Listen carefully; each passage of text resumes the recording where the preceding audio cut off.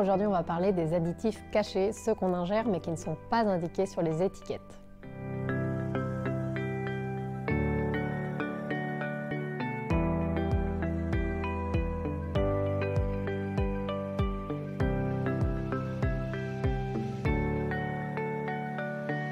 Alors il y a beaucoup d'additifs qui ne sont pas indiqués sur les étiquettes, en tout cas de molécules qui ressemblent beaucoup aux additifs et certains qui sont reconnus comme tels. Les auxiliaires technologiques, c'est la première catégorie, il y en a plein, chlore, méthanol, formaldéhyde, des molécules pas très sympas. Puis après il y a les additifs de transfert dans les produits élaborés, ceux qui contiennent plusieurs ingrédients. Dans certains cas, l'additif qui va être dans un ingrédient n'aura pas forcément à être indiqué sur le produit fini, élaboré, qui contient cet ingrédient. Les additifs sur les fruits et légumes frais, parce que ça existe, par exemple la cire sur les pommes, sur certaines pommes en tout cas, les fruits et légumes frais n'ont pas à avoir d'étiquetage d'additifs. Et puis on peut citer aussi les colorants qui sont donnés aux animaux d'élevage, à certains animaux d'élevage, pour donner une belle couleur aux produits finis, à la chair animale, les crevettes, le saumon ou le beurre, les œufs. Et bien ces colorants-là qui sont donnés à travers l'alimentation animale n'ont pas à être étiquetés non plus.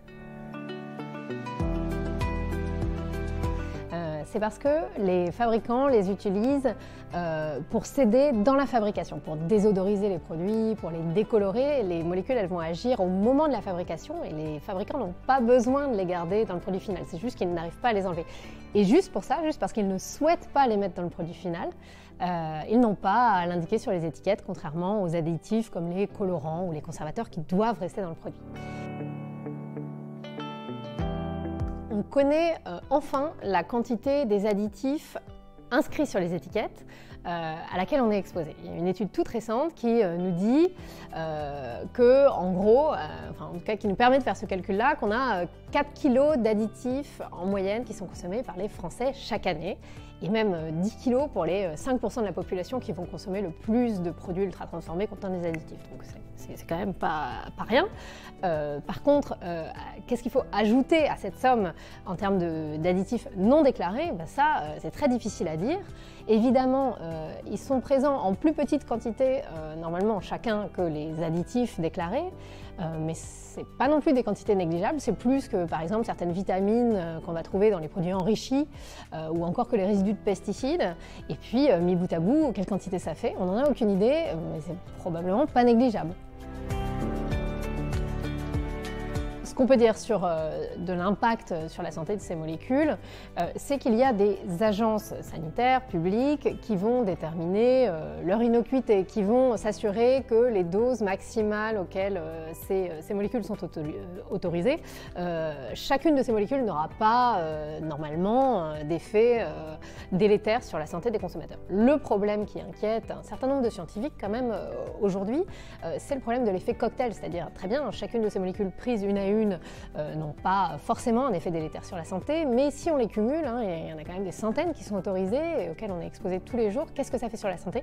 Ça, c'est très difficile à dire aujourd'hui, on n'a pas d'études qui permettent de le déterminer. Ce qu'on peut dire, c'est que les autorités sanitaires, aujourd'hui, à travers les recommandations officielles du Plan National Nutrition Santé, elles sont quand même de limiter son exposition aux additifs en choisissant des produits qui ont la liste d'additifs la plus courte. Alors ça, c'est possible pour les additifs qui sont indiqués sur les étiquettes.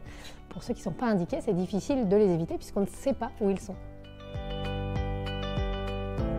Pour éviter les additifs, qu'ils soient cachés ou pas cachés, globalement, il vaut mieux cuisiner des produits bruts soi-même, ça va évidemment fortement réduire.